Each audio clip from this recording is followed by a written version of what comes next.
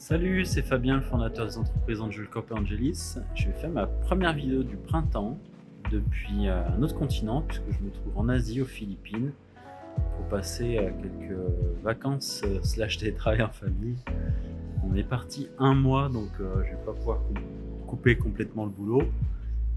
Néanmoins, ça va faire du bien de se dépayser, de changer d'air, d'être sous un climat tropical, ensoleillé.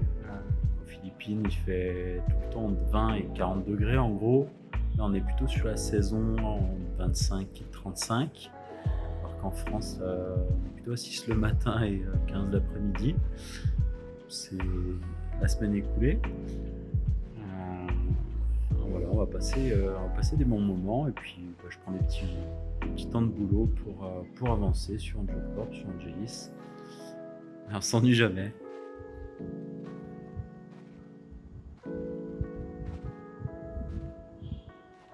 Je me trouve dans la ville de Davao, qui est la troisième ville du pays en termes de population, à peu près 2 millions d'habitants, située tout au sud des Philippines, sur l'île de Mindanao, et plus précisément dans la résidence Camellia North Point, où vit ma belle-sœur et mon beau-frère.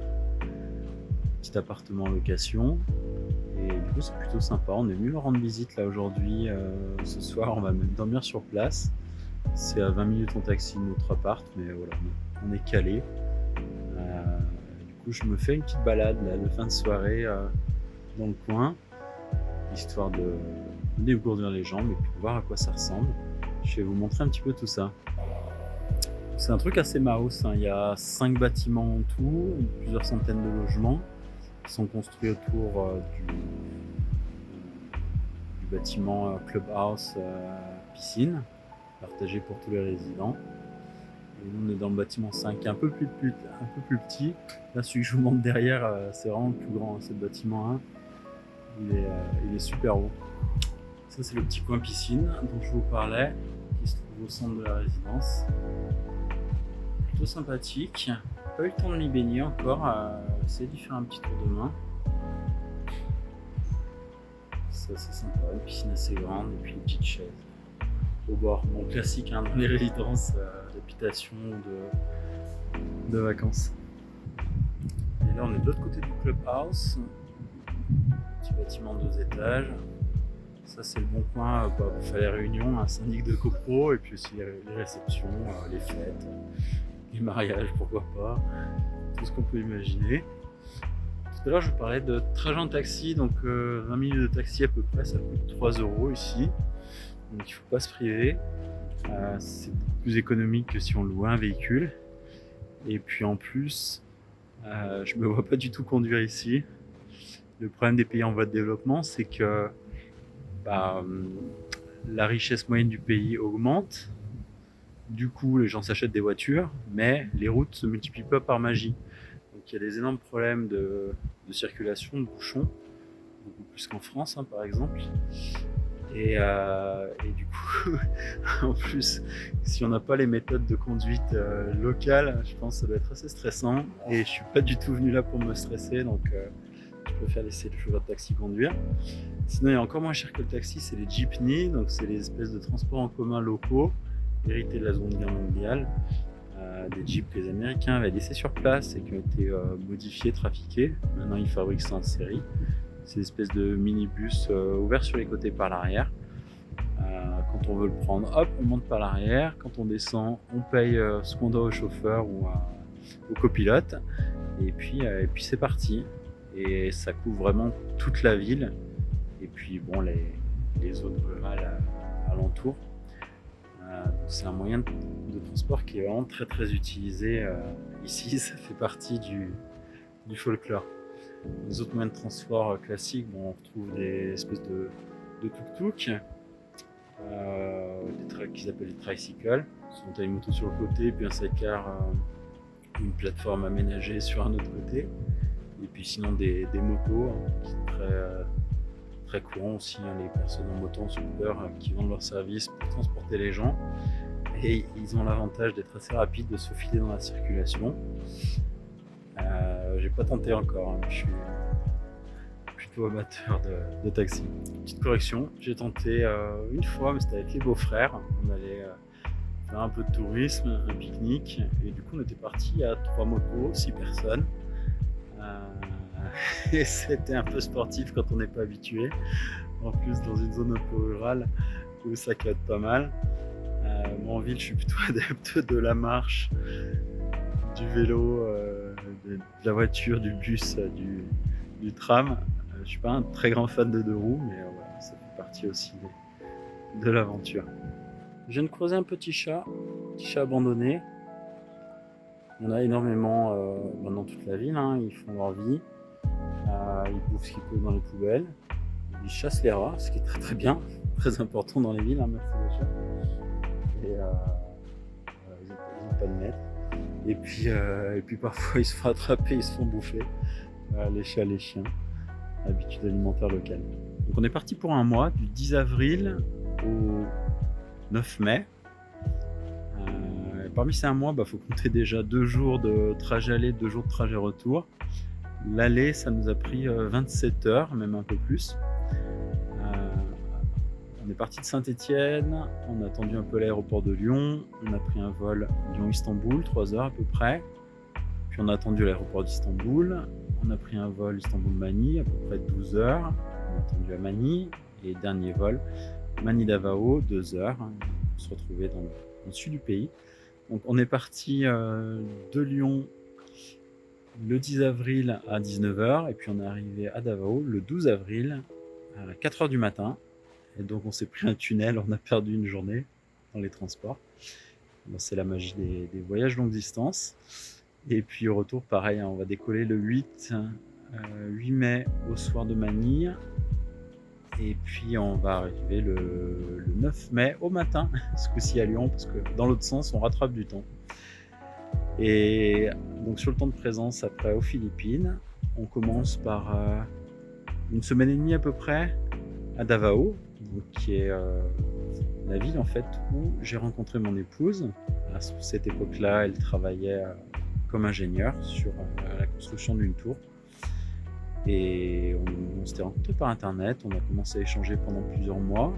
On a vu que ça pouvait coller, et puis pour se donner une chance, il fallait se rencontrer. Donc hop, j'ai pris les billets d'avion, je suis allé là-bas. Puis je suis retourné plusieurs fois jusqu'à ce qu'on se fiance, qu'on se marie, et puis qu'elle puisse venir vivre en France. C'est allé assez vite, hein. On s'est rencontrés en 2016, elle est venue en France août 2017. Et puis notre première fille est née août 2018. Et deuxième enfant en 2022. Là, on n'était pas retourné aux Philippines depuis Noël 2019, hein, parce que Covid 2020-2021, naissance du deuxième enfant, 2022, 2023. Et puis là, il y avait une belle fenêtre de tir, printemps 2024. Donc ça fait à peu près un an qu'on a prévu le voyage. Et voilà, dans le but vraiment de retrouver le pays. Elle, son pays natal, et moi, mon deuxième pays de cœur, hein, forcément. Et donc, première semaine d'Avao, et ensuite on va aller à Bislig City, qui est la ville natale de mon épouse. Petit village, hein, 90 000 habitants à peu près. Très, très éparpillé, avec un cœur de ville à peu près 50 000 habitants, et puis le reste qui sont éparpillés dans la Pampa. Entre les deux, on va se faire 2 jours sur une île tropicale. Ça va être bien sympa. Une petite villa qui donne sur la plage tropicale de sable. Et ça va faire du bien, parce que là, on est dans la grosse ville, donc c'est compliqué d'aller à la plage. Elle n'est pas très bien aménagée, elle est même assez polluée, donc il faut partir un peu de la ville, se trouver un coin tranquille pour vraiment profiter du paradis tropical qu'on peut voir sur les cartes postales. Et puis, je me mélange, je fais dans le désordre, c'est pas grave, il est minuit ici, vous me pardonnerez. Après Bislig, on va revenir un petit peu à Davao, quelques jours, et puis 2 jours à Manille avant de reprendre l'avion. Et donc ça permettra de découvrir à chaque fois différents coins. Et beaucoup de temps aussi pour revoir les amis, revoir la famille. Donc voilà, ça va être très sympa. Hop, comme c'est mon petit créneau sport de fin de journée, je me suis tapé un challenge. Je suis monté tout en haut du bâtiment 1, donc je vous confirme qu'il y a 17 étages. Je vais me poser sur les terrasses et on aura une jolie vue sur la ville. Juste celle-là, là, ce petit bout, je sais pas si on voit très bien les enseignes qui sont là-bas au fond. Est-ce que j'arrive à les zoomer? Pas trop. Il y a McDo, Burger King et Jollibee, donc c'est le coin des fast-food, qui est pas loin de la résidence. Alors c'est marrant, aux Philippines, c'est un des rares pays au monde où McDo est pas leader dans les fast-food. Ils ont leur Mac local qui s'appelle Jollibee, où on retrouve à peu près les mêmes choses, hein, des burgers, des tacos, etc. Et bien sûr du riz. Les fast-food asiatiques proposent du riz, hein, plutôt que des potatoes. Et aussi des spaghettis sucrés, une de leurs spécialités, j'ai eu goûté. Il faut aimer, c'est un goût spécial. Mais ici, ils adorent faire les pâtes sucrées, que ce soit les lasagnes, que ce soit les spaghettis. D'ailleurs, leur ketchup est à la banane. Ma fille a goûté, elle a pas du tout validé. Elle est vraiment habituée à son ketchup français. Bon, peut-être en réessayant, elle se fera l'idée. Voilà, c'est aussi les découvertes gastronomiques locales. Bon, là, je vous parlais de fast-food et de ketchup, donc c'est pas la grande gastronomie. Il y a aussi plein de super spécialités à découvrir, puisque les Philippines, c'est un archipel, plus de 7400 îles, donc beaucoup de produits de la mer. Et aussi, ils ont un gros héritage mixé entre l'Asie, bien sûr, mais aussi les colons espagnols, puis américains, qui ont occupé l'île et qui ont laissé leur empreinte dans la gastronomie. Donc c'est un mélange d'un peu tout ça. On retrouve beaucoup de tapas, de viande en sauce, en grillade. Très bonne chose à manger, hein. Vraiment on peut se faire plaisir, mais c'est pour ça que c'est important de faire du sport. Je suis redescendu au 10e étage. Là il y a une petite terrasse sympa. Je pense qu'on a vu sur la résidence et puis la ville un peu au-delà.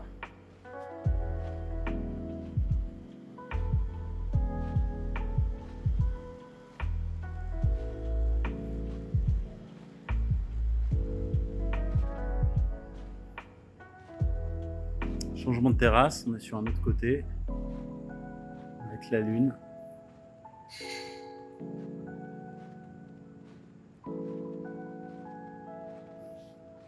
Alors cette terrasse-là, ça a été un peu plus compliqué d'y accéder, parce que c'est le bordel.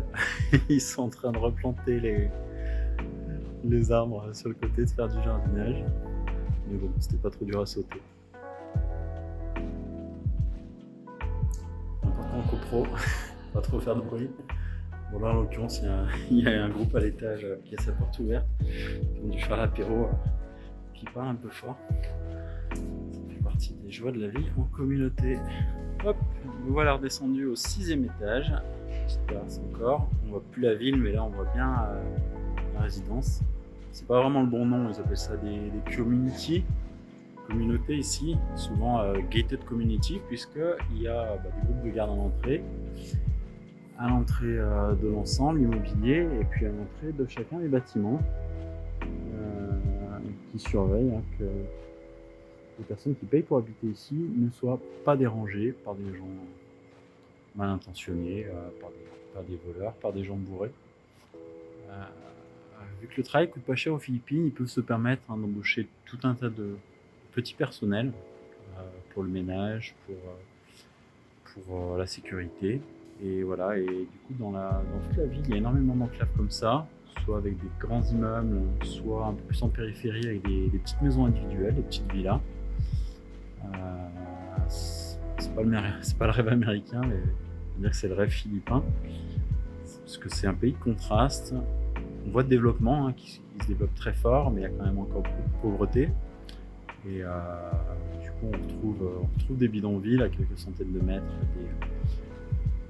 des belles communautés, et voilà, et chacun essaye de payer ses études à ses enfants pour qu'ils puissent un peu casser la malédiction, s'élever socialement, pouvoir transmettre à leur tour leurs enfants, se créer une vie meilleure.